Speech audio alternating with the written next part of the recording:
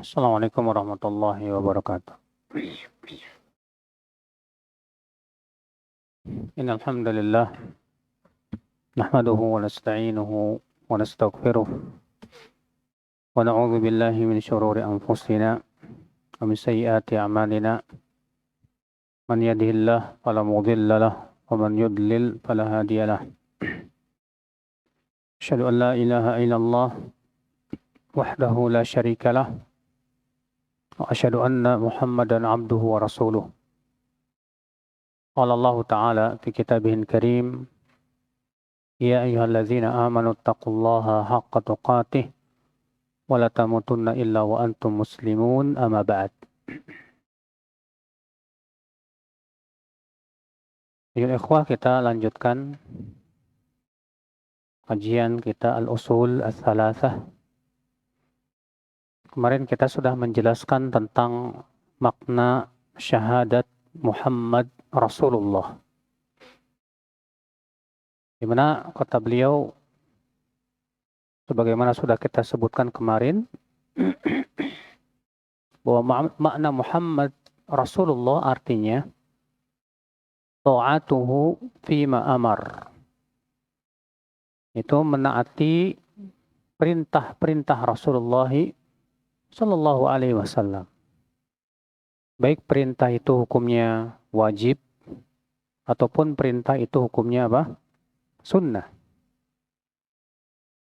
Kemudian yang kedua yaitu tasdiquhu fima akhbar, yaitu membenarkan apa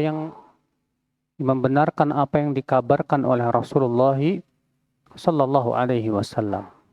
Namun tentunya dengan syarat ya, dengan syarat hadisnya sahih. Adapun kalau hadisnya dhaif, bahkan palsu, maka tidak boleh kita benarkan. Kemudian yang ketiga, wajtinabu ma naha anhu wa zajar, menjauhi apa yang dilarang oleh Rasulullah SAW. Baik itu larangannya bersifat haram ataupun larangannya bersifat apa? Makruh. Itu semua harus kita jauhi. Kemudian makna yang keempat yang sudah kita sebutkan juga, wa alla yu'badallah illa bima syara'. Itu Allah tidak boleh diibadahi kecuali sesuai dengan syariat Allah, syariat Rasulullah SAW. Maksudnya ya, kita beribadah kepada Allah harus sesuai dengan syariat siapa? Rasulullah. Tidak boleh kita membuat syariat yang baru, tata cara ibadah yang baru, yang tidak pernah disyariatkan oleh Rasulullah Sallallahu Alaihi Wasallam. Kemudian beliau berkata, wa dalilus salati waz zakah wa tafsirut tauhidi qauluhu ta'ala. Dan dalil salat, zakat dan tafsir tauhid adalah firman Allah dalam surat Al-Bayyinah ayat 5. Allah berfirman, wa ma umiru illa liya'budullaha mukhlishina lahud-din hunafa'a wa yuqimus salata wa yu'tuz zakata wa dzalika dinul qayyimah. Dan tidaklah mereka diperintahkan kecuali agar beribadah kepada Allah dengan mengikhlaskan agama untuk Allah Subhanahu wa taala secara hanif. Dan mereka mendirikan salat, membayar zakat, dan itulah agama Allah yang lurus. Ya. Di sini Allah menyebutkan bahwasanya manusia seluruhnya diperintahkan yang paling utama yaitu memurnikan ibadah hanya untuk Allah Subhanahu wa taala saja. Kemudian mendirikan salat, membayar zakat. Dan Allah menyebutkan bahwa itulah agama yang lurus, saudaraku sekalian. Ya, kata Syekh Utsaimin, ai dinul millah al-qayyimah allati la wijaja fiha li'annaha dinullahi azza wa jal wa dinullahi mustaqimun. Artinya, itulah millah yang lurus, yang tidak bengkok, di mana tidak ada agama yang lurus kecuali agama yang Allah syariatkan ini. Ya, itulah agama Allah yang lurus sebagaimana Allah berfirman dalam surat Al-An'am, wa anna hadza sirati mustaqiman fattabi'uhu wa la tattabi'us subul fatafarraqa bikum an sabilih. Dan inilah jalanku yang lurus, maka ikutilah. Jangan kalian ikuti jalan-jalan yang lain. Niscaya jalan-jalan itu akan memecah belah kalian dari jalannya. Rasulullah SAW dalam hadis yang dikeluarkan Imam Al-Hakim dari hadis Abdullah bin Mas'ud menulis sebuah jalan yang lurus. Kemudian Rasulullah SAW menulis jalan di kanan kirinya. Kemudian setelah itu Nabi menunjuk jalan yang lurus sambil membaca ayat ini, Pak. Wa anna hadza sirati mustaqima fattabi'u. Dan inilah jalanku yang lurus, maka ikutilah. Kemudian Rasulullah menunjuk kepada jalan yang ada di kanan kirinya. Wala tattabi'us subul. Jangan kalian ikuti jalan-jalan selainnya ini. Niscaya jalan-jalan selainnya ini akan memecah belah kalian dari jalan yang lurus. Iya, tampak sekali kepada kita, Pak, bahwa hakikat perpecahan itu apabila kita berpecah dari jalan yang lurus. Bukan dari jumlah mayoritas. Karena banyak di antara kita memahami bahwa kalau kita tidak mengikuti jalan mayoritas, berarti kita dianggap pemecah belah. Ayat tersebut tegas mengatakan bahwa jangan ikuti jalan-jalan selain jalan yang lurus ini. Niscaya jalan-jalan selain jalan yang lurus ini akan memecah belah kalian dari jalan apa? Dari jalan yang lurus. Imam Mujahid ketika menafsirkan ayat tersebut, apa yang dimaksud dengan subul, jalan-jalan yang lainnya itu, kata Imam Mujahid, yaitu al-bid'ah wasyubuhat. Itu bid'ah dan syubhat. Iya. Ikhwatul Islam, saudaraku sekalian. Kemudian beliau berkata, wa dalilus siyam. Adapun dalilnya puasa, itu firman Allah dalam surat Al-Baqarah ayat 183. Allah berfirman, ya ayyuhalladzina amanu kutiba alaikumus siyam kama kutiba alal ladzina min qablikum la'allakum tattaqun. Hai orang-orang yang beriman, telah diwajibkan atas kalian siyam berpuasa, sebagaimana diwajibkan atas orang-orang sebelum kalian, agar kalian bertakwa. Dan Allah mewajibkan puasa apa? Kepada umat Islam itu bertahap. Ya, tidak sekaligus. Karena memang orang-orang Arab itu tidak biasa dengan puasa.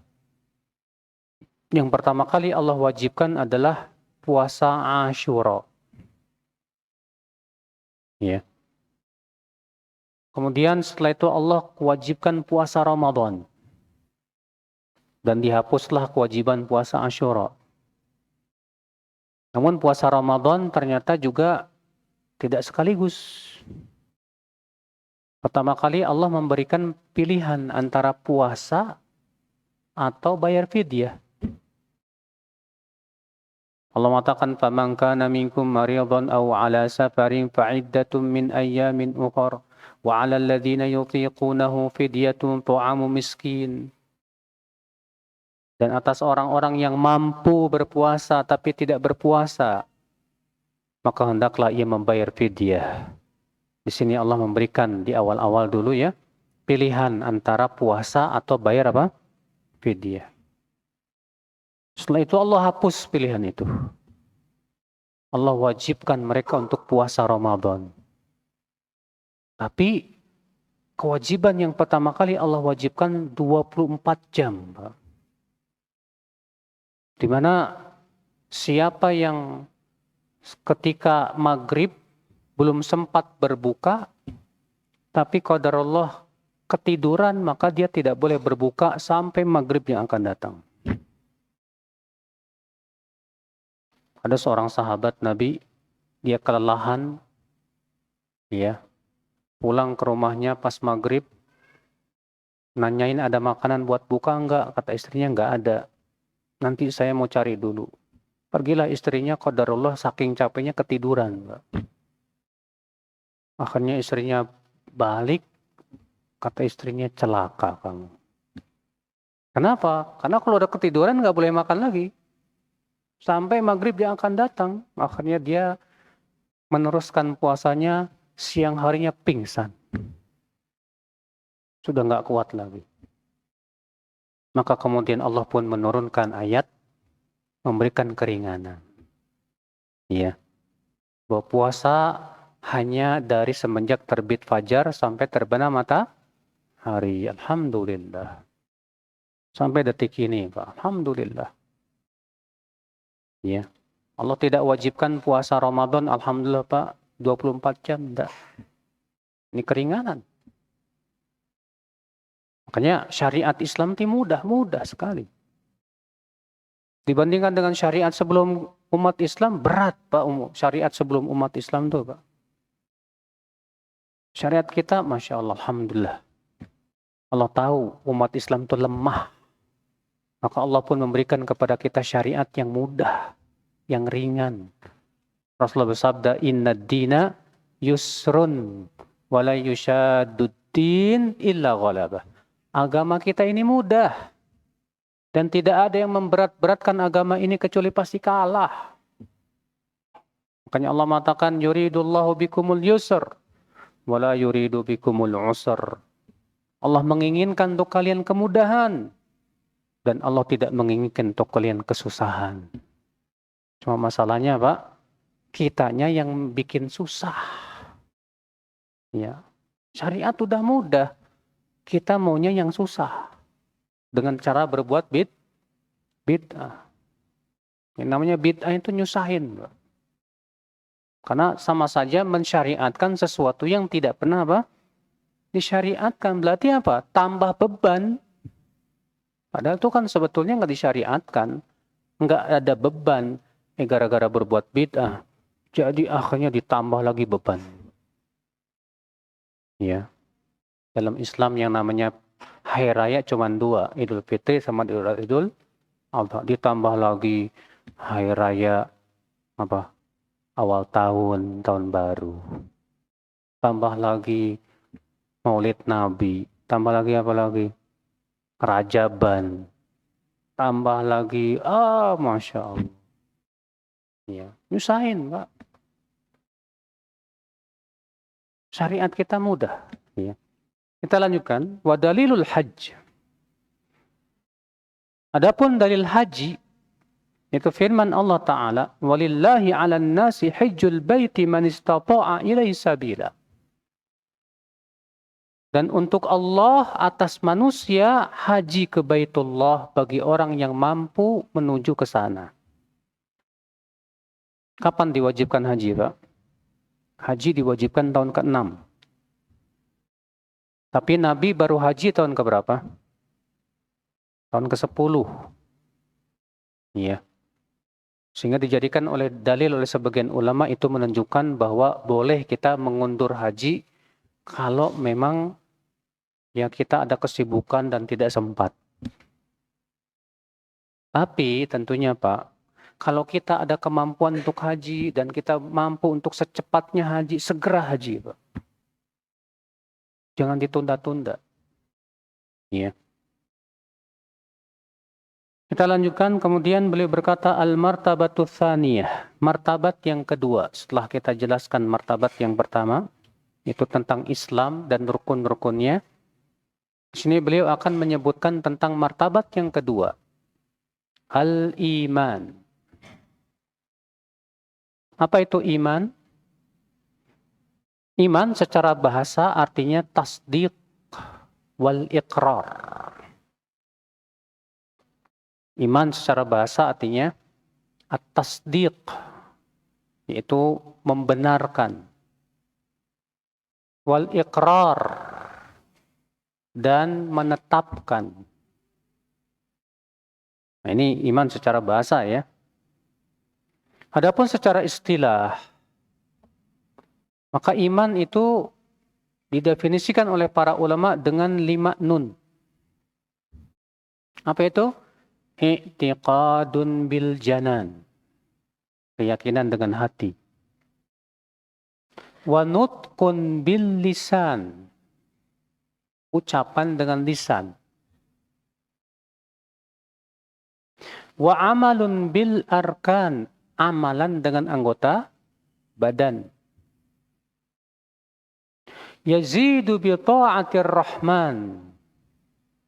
Bertambah dengan menaati ar-Rahman.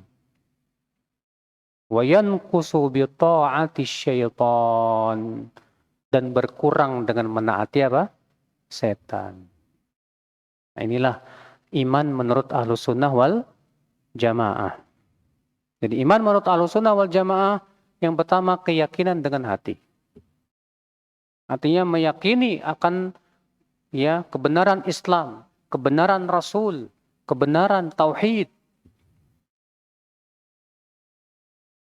Kemudian yang kedua apa? Wa nutqun bil lisan, mengucapkan dengan lisan, artinya mengucapkan 2 kalimat syahadat. Iya. Sekarang kalau ada orang yang punya keyakinan, Mbak, saya yakin Islam itu benar, tapi saya tidak mau mengucapkan 2 kalimat syahadat, disebut muslim nggak, Pak? Enggak. Contohnya seperti siapa? Abu Thalib. Abu Thalib dia meyakini Islam benar. Abu Thalib yakin bahwa Nabi Muhammad itu benar. Tapi Abu Thalib tidak mau mengucapkan 2 kalimat syahadat. Maka apa yang terjadi?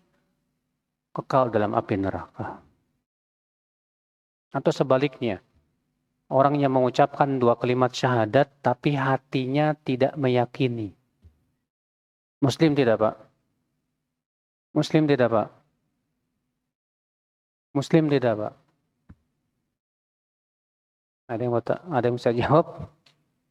Kalau ada orang yang mengucapkan 2 kalimat syahadat tapi dia menyembunyikan kekafiran di hatinya, muslim tidak, Pak? Muslim secara lahiriah, kita hukumi dia muslim. Tapi di sisi Allah dia bukan muslim. Seperti contohnya siapa? Orang munafik. Orang munafik di hadapan Rasulullah mengucapkan 2 kalimat syahadat, maka Rasulullah memperlakukan mereka sebagai seorang muslim. Tapi Allah mengatakan dalam Al-Quran, Innal munafiqina fid darkil asfali minan nar. Sesungguhnya orang munafik itu dalam keraknya api neraka. Iya. Subhanallah. Yang ketiga apa? Wa amalun bil arkan. Dan amal dengan anggota apa? Badan. Kalau ada orang, saya yakin Islam benar, lalu dia mengucapkan 2 kalimat syahadat, Pak. Tapi dia nggak mau sholat, nggak mau zakat, nggak mau puasa, nggak mau haji. Disebut muslim? Tidak. Pokoknya dia nggak mau mengamalkan Islam. Saya cuma selesai, cuma sampai kepada apa?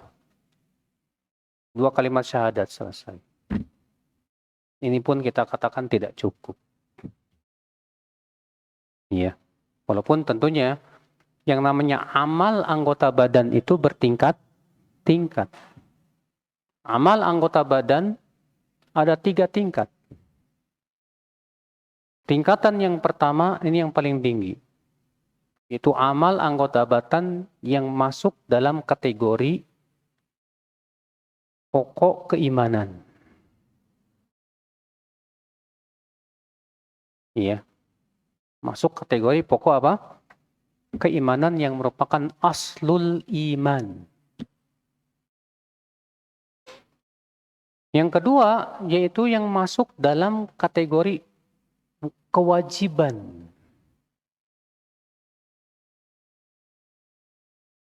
Yang ketiga, yaitu yang masuk dalam kategori mustahabbat, yaitu sunnah.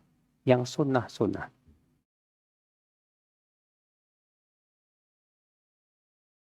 Maka, kalau misalnya ada orang yang kehilangan pokok keimanan, maka otomatis kita katakan dia telah hilang iman sama sekali alias kafir. Kalau ada orang yang kehilangan kewajiban iman, maka yang seperti ini masih disebut muslim? Naam, muslim. Tapi disebut mukmin, tidak disebut mukmin yang sempurna. Orang seperti ini disebut dengan mukmin dengan imannya, tapi fasik dengan dosa besarnya. Makanya akal Islam Ahlussunnah punya keyakinan, Pak. Ahlussunnah punya keyakinan bahwa pertama apa? Bahwa amal itu termasuk apa? Iman. Amal termasuk apa? Iman. Dan amal sangat mempengaruhi apa? Iman. Ini keyakinan Ahlussunnah. Di mana keyakinan ini diselisih oleh kaum Murji'ah. Kalau Murji'ah keyakinannya apa? Amal tidak termasuk iman. Menurut orang Murji'ah, iman itu sebatas keyakinan dengan hati, ucapan dengan anggota badan, selesai. Jadi kalau orang Murji'ah, Pak, punya keyakinan orang yang mengucapkan 2 kalimat syahadat sempurna imannya. Mau berbuat maksiat kayak, mau berbuat dosa sebesar apapun kayak, itu kata mereka tidak mempengaruhi sama sekali.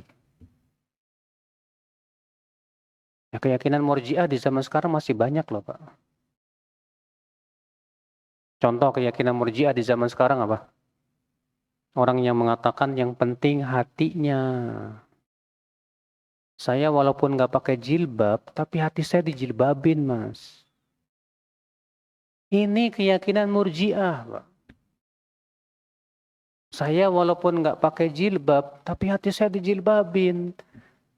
Artinya, walaupun saya nggak pakai jilbab, tapi hati saya tetap bagus kok, baik kok. Akhirnya apa? Seakan-akan dia mengatakan iman itu cukup di hati. Masalah kamu nggak pakai jilbab itu nggak mempengaruhi. Nah, inilah hakikat keyakinan Murji'ah. Iya. Banyak. Dan ini keyakinan Ahlussunnah. Bahwasanya amal termasuk apa? Iman. Dan bahwasanya amal mempengaruhi apa? Iman. Ini keyakinan Ahlussunnah wal Jamaah. Kemudian Ahlussunnah pengertian iman selanjutnya apa? Yazidu bil ta'atir rahman. Bertambah dengan menaati Allah. Dan berkurang dengan menaati setan. Ini keyakinan juga Ahlussunnah wal Jamaah. Apa itu? Itu bahwasanya iman itu bertambah dan berkurang. Dan keyakinan ini, Pak, diselisih oleh Khawarij dan Murji'ah. Kaum Khawarij pun punya keyakinan bahwa iman itu tidak bertambah, tidak berkurang. Menurut kaum Khawarij, iman itu satu. Apabila hilang sebagian, hilang seluruhnya sudah. Makanya orang Khawarij mengkafirkan pelaku dosa besar. Menurut Khawarij, orang yang berzina kafir, murtad dari agama Islam. Orang yang berdusta kafir, murtad dari agama Islam. Orang yang makan riba kafir dari murtad dari agama Islam. Ini keyakinan Khawarij. Ya. Kalau Ahlussunnah enggak. Ahlussunnah mengatakan orang yang makan riba, orang yang berzina, orang yang mencuri fasik, tapi dia masih muslim. Kalau Murji'ah beda lagi, Pak. Orang Murji'ah mengatakan apa? Orang yang berzina, orang yang mencuri, orang yang makan riba, imannya sempurna. Sehingga orang Murji'ah tidak membedakan antara Abu Bakar dengan orang yang paling fasik, orang yang paling suka berbuat maksiat. Kata mereka sama saja. Makanya keyakinan Murji'ah ini sebetulnya Pak, kalau kita perhatikan lebih jelek daripada keyakinan Khawarij. Tapi keyakinan Khawarij ini lebih merusak agama daripada, walaupun dua-duanya merusak Pak. Dua-duanya merusak. Maka dari itu Ahlussunnah wal Jamaah tengah-tengah. Dan lucunya lagi Pak, orang-orang Khawarij yang punya keyakinan bahwa pelaku zina kafir, ya, ada dalilnya Pak, yang mereka bawakan, tapi dipahami dengan serampangan. Itu hadis, la yazni zani hina yazni wa huwa mu'min. Tidaklah orang yang berzina ketika ia sedang berzina disebut mukmin. Kata mereka, kalau tidak disebut mukmin berarti kafir. Atas dasar itu kata mereka, berarti orang yang berzina kafir, murtad dari agama Islam.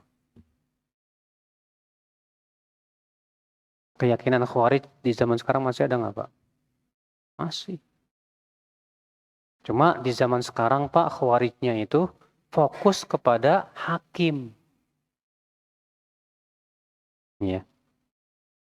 Di mana mereka meyakini semua hakim yang tidak berhukum dan hukum Allah kafir. Semua pemimpin yang tidak berhukum dan hukum Allah kafir. Ini pun keyakinan Khawarij. Ahlussunnah wal Jamaah mengatakan apa? Tidak semua hakim yang berhukum dan hukum Allah kafir. Buktinya Najasyi. Di zaman Rasulullah ada Najasyi tidak Pak?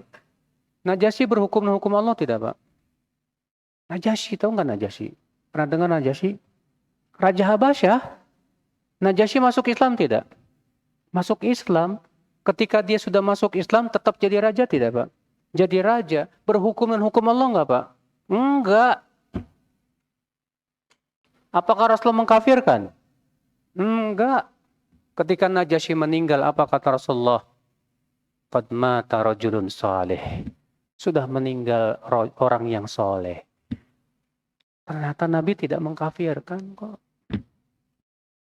Kalaulah orang yang berhukum menghukum Allah kafir secara mutlak, pasti Nabi akan mengkafirkan siapa? Najasyi. Makanya Ahlussunnah mengatakan tidak setiap hakim yang berhukum menghukum Allah itu kafir. Kapan dikafirkan? Kalau dia punya keyakinan bahwa berhukum dan hukum selain Allah itu halal. Boleh. Gak masalah. Namun ini pun juga dilihat dia terkena syubhat apa enggak. Kalau ternyata dia terkena syubhat pemikiran, harus dihilangkan dulu syubhatnya. Ditegakkan dulu hujahnya. Saudaraku seiman, azan ya Allah. Di zaman dulu ada enggak Pak hakim yang tidak berhukum hukum Allah? Di zaman setelah para sahabat ada. Di zaman Imam Ahmad, Khalifah Ma'mun. Khalifah Ma'mun memberlakukan undang-undang Mu'tazilah. Bahkan Khalifah Ma'mun menangkapi para ulama yang tidak mau mengatakan Al-Quran makhluk. Disiksa, bahkan dibunuh. Ini jelaskan keyakinan yang kufur. Sampai-sampai Imam Ahmad mengatakan siapa yang berkata Al-Quran makhluk, maka dia kafir. Tapi Imam Ahmad belum mengkafirkan Khalifah Ma'mun, Pak. Memang ada dua riwayat, tapi riwayat yang masyhur dari Imam Ahmad, beliau belum mengkafirkan Khalifah Ma'mun. Kenapa? Karena masih ada syubhat. Belum dikafirkan. Khilafah ala minhajin nubuwah berubah semenjak khalifah siapa Pak?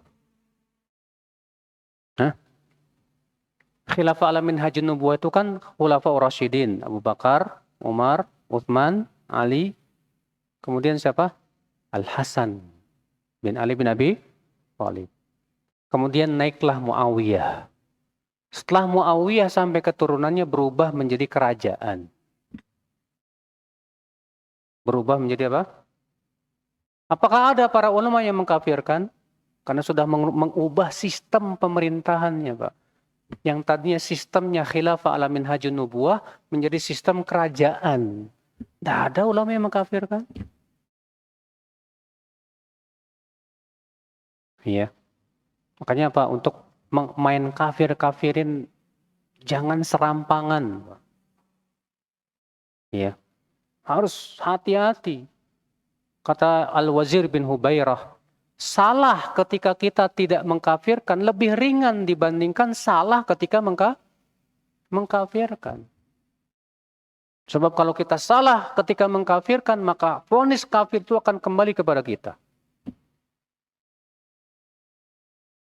Hati-hati. Ya.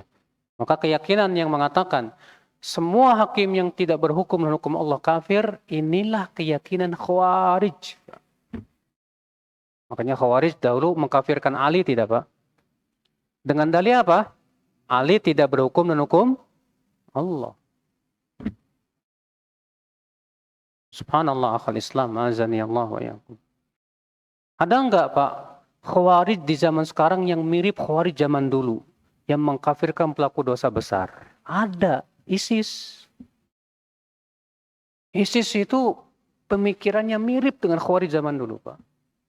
Mereka menghalalkan darah pelaku zina, pencuri, dibunuh sama mereka. Tapi subhanallah banyak orang yang semangatnya membara terpengaruh sama ISIS itu. Iya.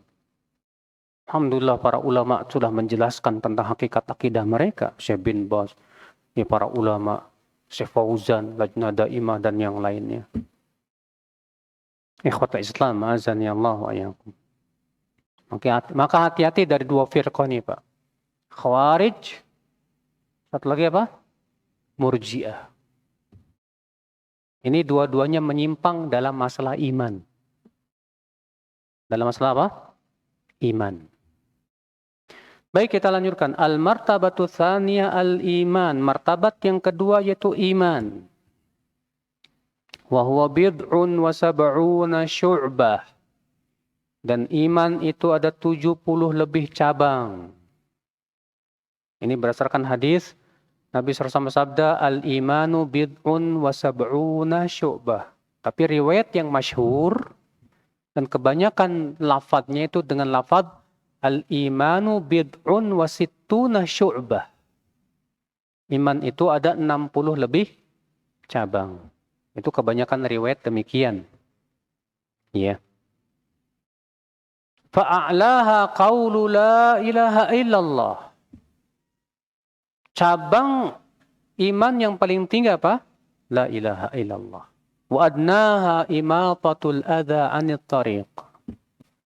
Dan yang paling rendah yaitu menyingkirkan dari jalan. Lihat Nabi SAW, Pak. Pertama di sini memberikan kepada kita pemahaman tentang iman. Bahwa ternyata iman itu bercabang-cabang. Makanya Allah mengumpamakan dalam Al-Quran iman itu seperti pohon. Dalam surat Ibrahim ayat 24. Allah mengatakan wa mathalu kalimatin thayyibatin ka syajaratin thayyibah asluha thabitun wa far'uha fis sama. Dan perumpamaan kalimat thayyibah seperti pohon yang akarnya kukoh di dalam bumi dan rantingnya menjulang di langit. Nah, Rasulullah mengatakan iman itu bercabang-cabang sebagaimana pohon bercabang-cabang. Siapapun yang memahami perumpamaan ini, dia akan paham tentang hakikat akidah Ahlussunnah wal Jamaah. Nah sekarang Pak, saya mau tanya. Tadi disebutkan bahwa iman itu bercabang-cabang. Kayak pohon nih. Kalau misalnya salah satu cabangnya Bapak gergaji, masih disebut pohon tidak? Tapi apakah disebut pohon yang sempurna? Tidak. Sama halnya, seorang mukmin yang kehilangan salah satu cabang, masih disebut mukmin tidak Pak? Masih, tapi bukan mukmin yang sempurna. Sama halnya dengan pohon. Kalau cabang-cabangnya itu ya, antum putus-putuskan. Masih disebut pohon nggak, Pak? Masih. Tapi tidak disebut sebagai pohon yang sempurna. Tapi kalau antum gergaji dari bawah, tumbang dia, masih disebut pohon? Sudah tidak disebut pohon. Demikian pula iman. Kalau pokoknya antum hancurkan, yaitu la ilaha illallah, maka dia kehilangan iman. Dia tidak lagi disebut muslim alias kafir. Pahami baik-baik perumpamaan ini, Pak. Akan tambah kepada kita hakikat keyakinan Ahlussunnah wal Jamaah. Ya. Maka Nabi SAW mengatakan yang paling tinggi yang merupakan pokok keimanan, pokok pohon itu la ilaha illallah. Artinya orang yang kehilangan la ilaha illallah, dia tidak disebut muslim. Yang paling rendah menyingkirkan apa? Dari jalan. Wal haya'u syu'batun minal iman, dan rasa malu itu termasuk bagian cabang keimanan. Tapi apakah orang yang kehilangan rasa malu, Pak, pelakunya disebut kafir? Tidak. Disebut muslim? Muslim. Disebut mukmin? Mukmin, tapi imannya nggak sempurna. Iya. Makanya Nabi SAW seringkali, Pak, meniadakan kesempurnaan iman karena kehilangan cabang itu, Pak. Contoh misalnya Rasulullah sabda, la yu'minu ahadukum, tidak beriman seseorang dari kalian, hatta yuhibba li akhihi ma yuhibbu li nafsihi minal khair, sampai ia menyukai untuk saudaranya apa yang ia sukai untuk dirinya dari kebaikan. Apa makna tidak beriman seseorang dari kalian? Apakah artinya tidak beriman di sini kafir? Bukan, kata para ulama. Tapi maksudnya tidak sempurna iman. Ya. Kenapa? Karena ia kehilangan salah satu cabang dari apa? Keimanan. Makanya sabda Nabi yang selalu mengatakan tidak beriman seseorang, kata Syekhul Islam Taimiyah, itu adalah meniadakan kesempurnaan iman, bukan meniadakan iman sama sekali. Perhatikan itu baik-baik saudaraku sekalian ya. Supaya kita tidak jatuh kepada apa? Akidah takfir. Akidah khawarij. Ya. Kemudian beliau berkata wa arkanuhu sittah. Dan rukun iman ada 6.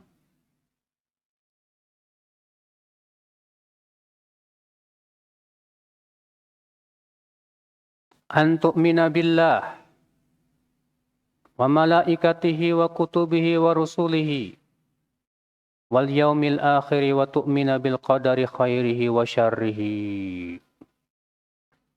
Rukun iman ada 6. Itu iman kepada siapa? Allah. Ini yang pertama. Ini yang paling pokok. Iman kepada Allah. Dan iman kepada Allah, akal Islam, mengandung beberapa poin yang harus diimani. Iman kepada Allah mengandung beberapa poin yang harus apa? Diimani. Ya. Yang pertama,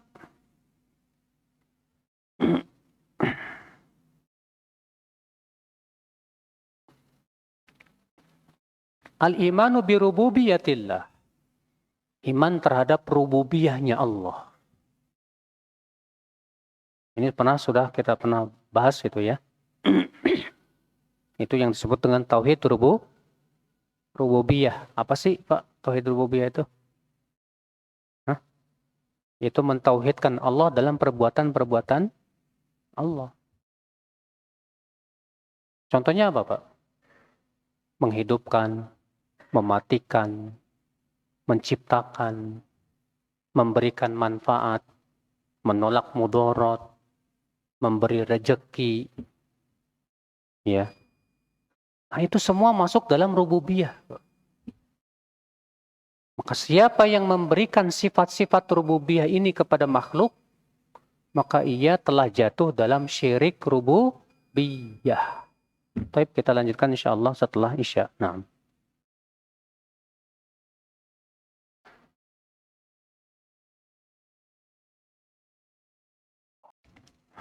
Assalamualaikum warahmatullahi wabarakatuh. Alhamdulillah wassalatu wassalamu ala Rasulillah nabiyina Muhammadin wa alihi wa sahbihi wa man wala. Asyhadu an la ilaha illallah wahdahu la syarika lah wa asyhadu anna Muhammadan abduhu wa rasuluh, amma ba'd. Kita lanjutkan sedikit, kemudian kita buka tanya jawab. Beriman kepada Allah ada beberapa poin yang harus diimani. Yang pertama yaitu al-iman bi rububiyatillah. Itu beriman kepada rububiyahnya Allah. Ya, seperti menghidupkan, mematikan, memberi rezeki, memberikan manfaat, menolak mudarat. Ya. Itu semua adalah masuk di dalam rububiyahnya Allah. Kemudian yang kedua yaitu al-iman bi uluhiyatillah. Beriman akan uluhiyahnya Allah. Maksudnya Allah satu-satunya zat yang berhak disembah. Dan berlepas diri dari semua yang disembah selain Allah Subhanahu wa ta'ala. Maka siapa yang memalingkan ibadah kepada selain Allah, maka ia telah jatuh kepada syirik uluhiyah. Ya. Yang ketiga yaitu al-iman bi asma'ihi wa sifatihi. Beriman kepada nama-nama dan sifat-sifat Allah. Dan dalam beriman kepada nama dan sifat Allah, ada beberapa poin yang harus diperhatikan. Yang pertama, wajib diimani bahwa nama dan sifat Allah tidak terhitung jumlahnya. Tidak dibatasi dengan bilangan tertentu. Iya. Adapun hadis innalillahi tis'atan wa tis'ina isman. Allah memiliki 99 nama. Man ahsaha dakhalal jannah. Siapa yang menghitungnya maka masuk surga. Maka para ulama semua mengatakan ini bukan pembatasan. Iya. Akan tetapi ini hanya menunjukkan bahwa yang diperintahkan untuk dihitung hanya 99. Tidak meniadakan bahwa Allah memiliki nama yang lain. Maka nama Allah tidak terbilang jumlahnya, Pak. Yang kedua, yang harus kita imani, ya, itu bahwa tidak boleh kita menetapkan bagi Allah nama ataupun sifat kecuali dengan dalil. Karena nama dan sifat Allah bersifat tauqifiyah. Apa itu tauqifiyah? Yaitu menunggu dalil. Ada dalil, boleh tetapkan. Tidak ada, tidak boleh. Makanya dalam menetapkan nama dan sifat tidak diserahkan kepada akal. Tidak boleh ditetapkan dengan apa? Akal. Yang paling tahu tentang nama dan sifat Allah siapa? Allah. Adapun kita tidak tahu. Allah Maha Gaib. Maka kewajiban kita berdasarkan wahyu semua. Ya, bukan berdasarkan ra'yu akhir Islam. Yang berikutnya, dalam mengimani nama dan sifat Allah, wajib kita ya mengimaninya sesuai dengan kaidah Al-Qur'an, yaitu laisa kamitslihi syai' wa huwas samiul basir. Allah tidak serupa dengan apapun juga. Dan Allah Maha mendengar lagi Maha melihat. Maka wajib kita imani bahwa nama Allah, sifat Allah tidak serupa dengan nama dan sifat manusia, makhluk-makhluknya. Maka semua wajib kita imani bahwa pertama wajib kita tetapkan semua sifat yang Allah tetapkan untuk dirinya. Tapi kita tidak boleh menyamakan sifat tersebut dengan sifat apa? Makhluknya. Persamaan nama tidak mengharuskan persamaan hakikat, Pak. Contoh misalnya, Allah mendengar tidak? Mendengar. Manusia mendengar tidak, Pak? Apakah berarti mendengarnya Allah sama dengan mendengarnya manusia? Tentu tidak. Allah melihat tidak? Melihat. Manusia melihat tidak? Melihat. Apakah berarti melihatnya Allah sama dengan melihatnya manusia? Tentu tidak. Ya. Makhluk saja sama-sama melihat tapi beda. Contoh misalnya, elang melihat, manusia melihat. Apakah sama penglihatan elang dengan penglihatan manusia? Tidak. Elang penglihatannya jauh lebih tajam dibandingkan dengan penglihatan apa? Manusia. Elang dari jarak 3 mil bisa melihat tikus yang kecil. Manusia nggak bisa.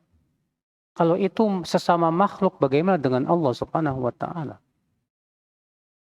Maka atas dasar ini semua sifat sama, Pak. Allah punya tangan, manusia punya tangan, tapi tidak berkonsekuensi. Ya, tangan Allah sama dengan tangan apa? Manusia. Dan tidak berkonsekuensi dengan konsekuensi makhluk sama sekali. Allah berada di atas arash. Akan tetapi Allah ya tidak sama dengan manusia yang berada di atas sesuatu. Ini dia, wajib imani seperti itu. Disebutkan dalam hadis Allah tertawa, wajib imani saja. Bahwa Allah tertawa, tapi tertawanya Allah tidak serupa dengan tertawa apa? Makhluk. Adanya orang-orang yang mengingkari sifat akibat daripada apa? Memikirkan dengan akal. Ketika orang itu memikirkan dengan akal, pasti sulit sekali dicerna oleh akal. Akibatnya pasti akan jatuh kepada sikap apa? Menyerupakan Allah dengan makhluk. Makanya semua orang yang mengingkari sifat Allah akibat menyamakan Allah dengan makhluk. Makanya kata Ibnu Taimiyah apa? Kullu mu'attil mumathil walaysa kullu mumathil mu'attila. Setiap orang yang menolak sifat Allah pasti dia menyerupakan Allah dengan makhluknya. Tapi tidak setiap orang yang menyerupakan Allah dengan makhluknya, dia menolak sifat Allah. Kenapa orang Asy'ariyah tidak punya keyakinan Allah beristiwa di atas arash? Karena menurut mereka kalau Allah beristiwa di atas arash, berkonsekuensi Allah butuh tempat.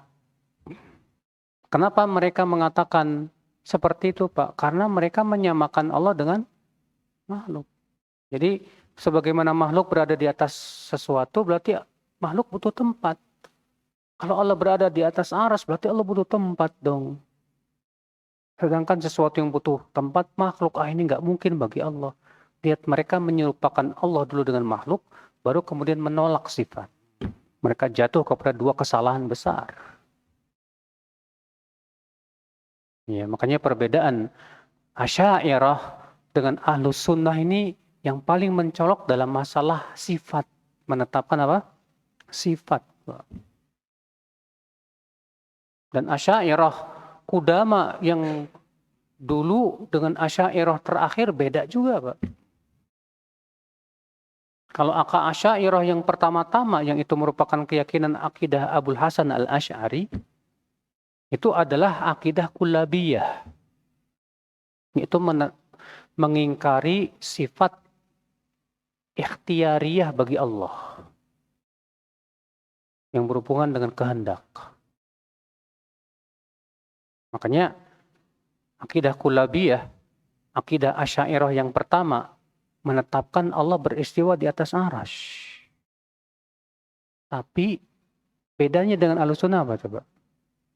Kalau Ahlussunnah meyakini istiwanya Allah di atas arsy itu hubungannya dengan perbuatan Allah dan sesuai dengan kehendak Allah. Sedangkan Asy'ariyah yang Qudama yang pertama mengatakan istiwanya Allah di atas arsy bukan sifat fi'liyah, bukan sifat perbuatan, bukan yang berhubungan dengan kehendak Allah sama sekali. Tapi itu sifat zat yang tidak ada hubungannya dengan apa? Kehendak Allah. Ini perbedaannya tipis banget Pak antara Kullabiyah dengan Ahlussunnah wal Jamaah. Makanya banyak yang merojikan bahwa Abul Hasan al-Asy'ari itu belum rujuk. Dan bahwasanya kitab yang dalam kitab Al-Ibanah itu sebetulnya itulah memang akidah Kullabiyah. Cuma bedanya di situ. Kullabiyah punya keyakinan Allah berbicara. Iya, mereka punya keyakinan Allah punya sifat berbicara. Ahlussunnah pun juga punya keyakinan Allah punya sifat apa? Berbicara. Tapi bedanya tipis. Apa itu? Kalau Kullabiyah meyakini bahwa Allah berbicara tidak sesuai dengan kehendak Allah. Bukan sifat ikhtiariyah. Sedangkan Ahlussunnah meyakini berbicaranya Allah sesuai dengan kehendak Allah. Kapan Allah berbicara, dengan siapa Allah berbicara, terserah Allah. Kalau Kullabiyah enggak. Asy'ariyah yang terakhir beda lagi Pak. Mereka mengatakan apa? Allah berbicara tapi tidak dengan suara. Ini Asy'ariyah terakhir Pak.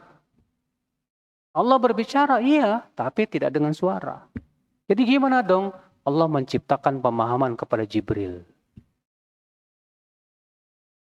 Terus apa bedanya dengan orang Mu'tazilah yang mengatakan Al-Quran makhluk? Ya. Makanya para ulama Ahlussunnah menjuluki Asy'ariyah terakhir itu dengan istilah apa? Bencongnya Mu'tazilah. Kenapa? Karena Mu'tazilah dengan tegas mengatakan Al-Quran makhluk. Kalau mereka malu-malu untuk mengatakan Al-Quran itu apa? Makhluk. Cuma mereka mengatakan Allah bicara tapi tidak dengan suara. Ahlussunnah mengatakan Allah bicara dengan suara yang terdengar, dengan huruf. Dalilnya jelas banget. Dan ini ijma' seluruh Ahlussunnah wal Jamaah. Ya. Nah, di sini Pak, kalau antum belajar tentang firqah akan tampak kepada antum jelas banget perbedaan-perbedaannya.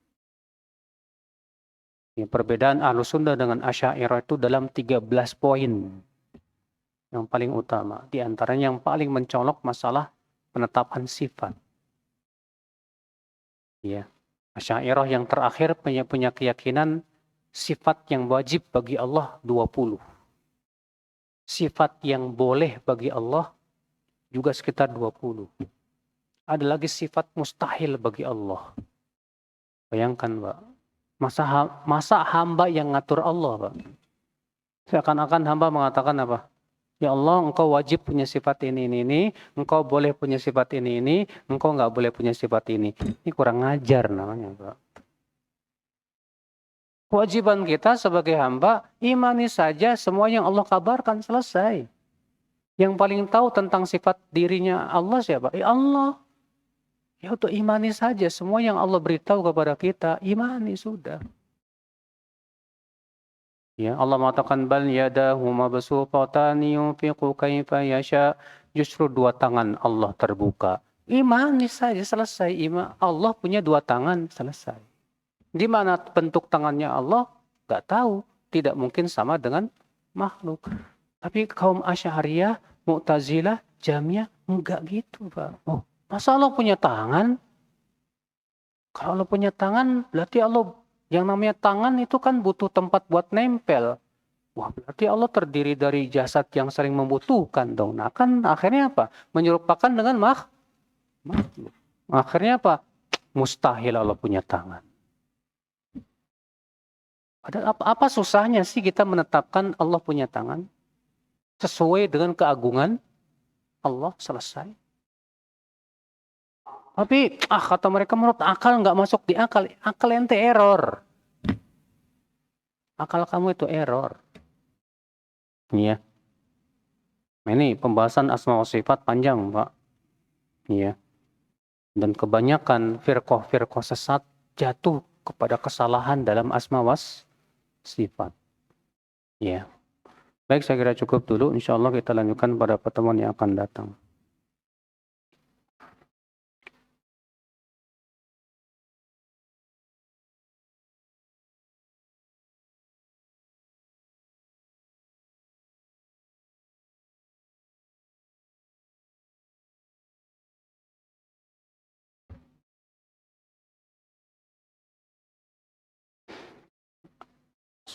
Apa yang disunahkan bagi orang yang baru pulang haji? Ada dalam hadis Jabir, bahwa Jabir kalau pulang dari safar, haji, ataupun yang lainnya, beliau nyembelih unta. Kemudian dagingnya dibagi-bagikan ke tetangga dan kepada fakir miskin sebagai rasa syukur kepada Allah. Jadi kalau misalnya pulang haji, antum sembelih sapi atau kerbau atau ya kambing, dagingnya antum atau undang tetangga buat makan di rumah, nggak masalah, boleh. Iya.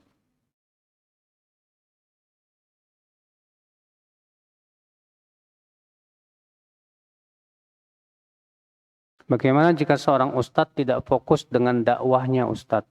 Karena ustadz tersebut disibukkan dengan urusan keluarganya dan harus mencukupi kehidupan keluarganya. Ya memang Pak, di zaman ini riweuh Pak. Karena seorang ustadz itu harus ngurusin umat, ngurusin keluarga. Dan terkadang seorang ustadz harus terjun dalam dunia bisnis, akhirnya apa? Sibuk sama bisnis. Nuntut ilmunya jadi kurang. Makanya di Saudi itu Pak, para ulama dijamin hidupnya oleh pemerintah. Kenapa? Supaya mereka fokus dengan ilmu. Ya. Sekarang kita minta seorang ustadz jangan ngambil upah dari hasil kajiannya. Tapi disuruh, akhirnya apa konsekuensinya Pak?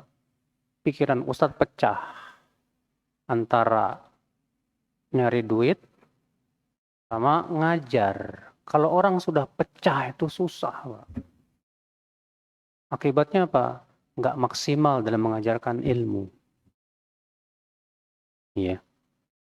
Makanya banyak ustadz yang memilih, ya udahlah saya mengambil upah dari hasil ngajar, yang penting saya bisa fokus untuk ilmu. Sehingga saya bisa betul-betul menambah ilmu terus dan tidak terpecah pikirannya. Ya gimana lagi, kebutuhan. Sementara umat ini sangat membutuhkan apa? Ilmu. Iya. Nah itu ya akhul Islam, azani Allah wa iyakum. Jadi begini, begitu. Tetangga saya di komplek hari Ahad kemarin wafat. Kebetulan saya diundang malam Ahad besok acara tahlilan. Hari ke-7 kematiannya. Saya paham acara tersebut tidak ada dalam Islam. Tapi saya bingung datang apa enggak. Pak, kalau udah paham itu enggak ada dalam Islam, ngapain harus datang, Pak? Tapi kan enggak enak sama tetangga. Sama tetangga enggak enak, sama Allah enggak pernah bilang enggak enak. Ya. Harusnya kan kita lebih enggak enak sama Allah dong. Jadi gimana dong Ustadz? Enggak usah datang menurut Ana.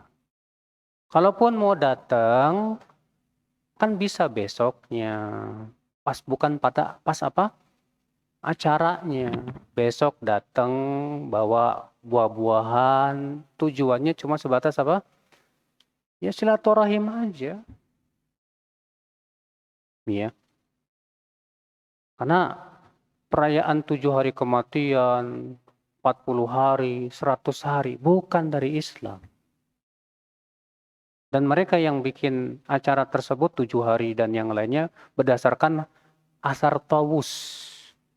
Dahulu mereka suka memberi makan untuk mayat selama 7 hari. Tapi kan dalam asar itu tidak disebutkan mereka kumpul-kumpul. Cuma sebatas mereka suka memberi makan untuk mayat selama 7 hari. Kan yang namanya ngasih makan nggak harus kumpul-kumpul. Cukup kasih makan bagi-bagi tetangga, nggak masalah, silahkan. Sedekah buat mayat, boleh tidak? Boleh, sampai. Masalahnya, ya, syariat siapa yang mengatur 7 harian, 100 harian, 1000 harian? Itu kan aslinya bukan dari Islam, tapi dari Hindu. Ya.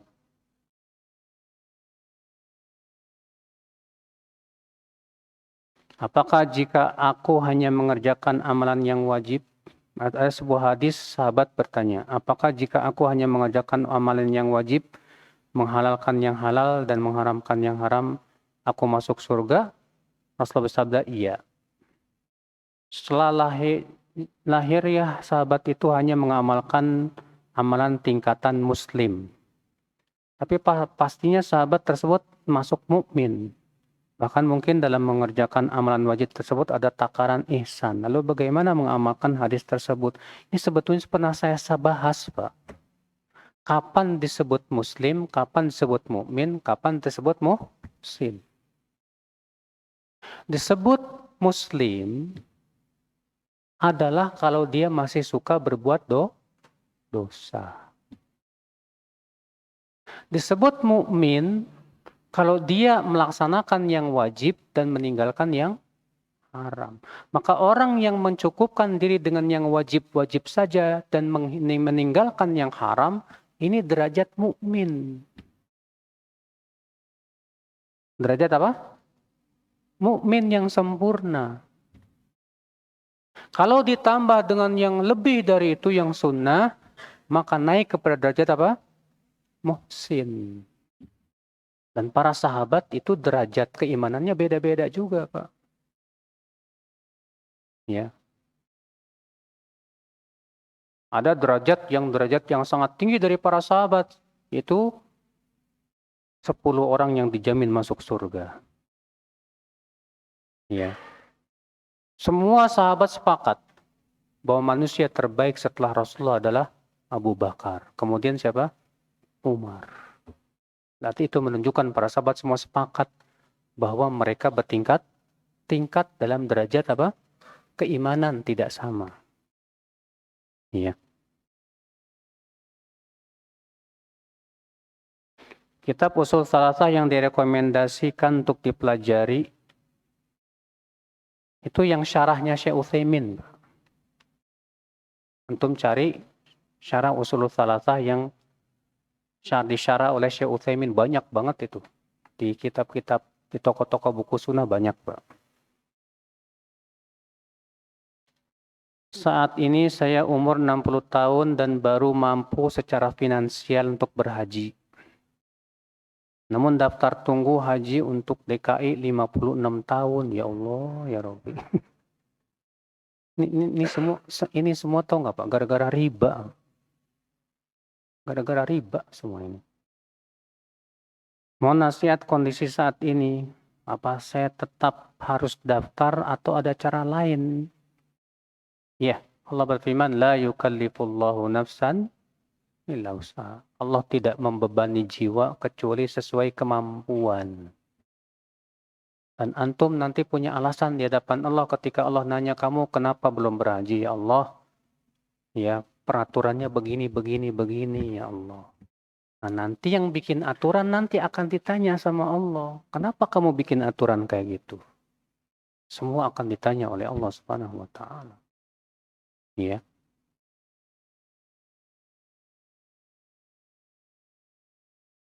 Jika tinggal di negeri minoritas Islam karena qadarullah ada kepentingan pekerjaan, apa boleh membeli binatang sembelihan seperti ayam atau daging sapi yang tidak ada logo halal? Karena sangat sulit jika harus mencari yang berlogo halal. Tergantung ini antum di negeri apa. Kalau di negeri di sini itu negeri ahli kitab. Siapa ahli kitab? Yahudi dan Nasrani. Maka pada asalnya sembelihan mereka halal. Tapi kalau antum di negeri yang bukan ahli kitab, orang kafirnya, Pak, maka sembelihan mereka tidak halal. Nah, ini pertanyaannya masalahnya tidak disebutkan negeri yang mana ini, Pak. Dan antum tahu ya, orang Yahudi itu sangat ketat dalam masalah kehalalan, Pak. Iya. Orang Yahudi itu ketat banget. Makanya kalau antum pergi ke Israel masih mending. Ya. Dan sebagian negara-negara kafir, Pak, terkadang masalah halal haram juga ketat seperti di Singapura. Singapura walaupun negerinya negeri seperti itu, ya, bukan negeri Islam. Tapi kalau antum pakai baju muslim nih, terus datang ke restoran, Ana pernah merasakan waktu ke Singapura, diundang sama teman-teman di sana, mau beli muslim, betul, haram. Langsung dibilangin haram. Ya, silakan ke tempat sebelah yang halal katanya. Kalau di Indonesia mana ada kayak gitu, Pak. Justru di negeri kafir digituin. Ya, ketahuan antum pakai peci atau gitu, haram mati. Suruh pindah. Ya. Nah, kalau seperti itu, kalau misalnya antum berada di negeri yang seperti itu gimana? Yang apa namanya? Yang notabene bukan ahli kitab. Mendingan beli ayam yang hidup, sembelih sendiri. Ya. Atau beli ikan yang udah jelas-jelas halal bangkainya.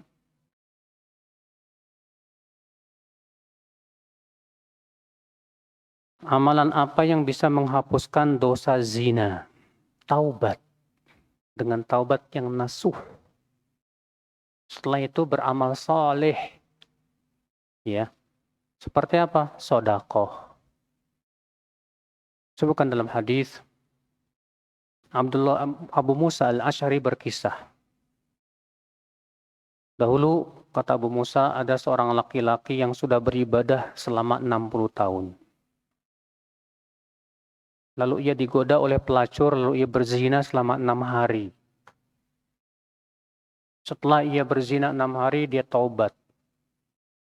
Pergilah ia meninggalkan tempat ibadahnya dan singgah di sebuah masjid. Dan dia sangat lapar sekali. Ketika ia sedang duduk di masjid, lalu ada orang yang memberikan roti. Kemudian ketika ia hendak memakan roti itu, dia melihat ada 2 orang yang sama-sama lapar juga. Akhirnya dia memotong roti itu dan diberikan kepada 2 orang tersebut. Dan dia tidak makan. Padahal dia juga sedang apa? Lapar. Maka Allah berfirman kepada malaikat, hai malaikat, coba kamu timbang amalan 60 tahun dengan 6 hari zina. Ditimbang ternyata lebih berat 6 hari zina. Kalah tuh amalan 60 tahun. Sekarang kamu timbang 2 potong roti dengan 6 hari zina. Ternyata lebih berat 2 potong roti. Masya Allah. Nah ini saudaraku sekalian. Selain kita bertaubat kepada Allah, coba kita cari amalan yang sangat berat di mata Allah Azza wa Jalla. Naam. Baik, saya kira cukup. Subhanakallah bihamdik. Asyhadu an la ilaha illa anta astaghfiruka wa atubu ilaik. Assalamualaikum warahmatullahi wabarakatuh.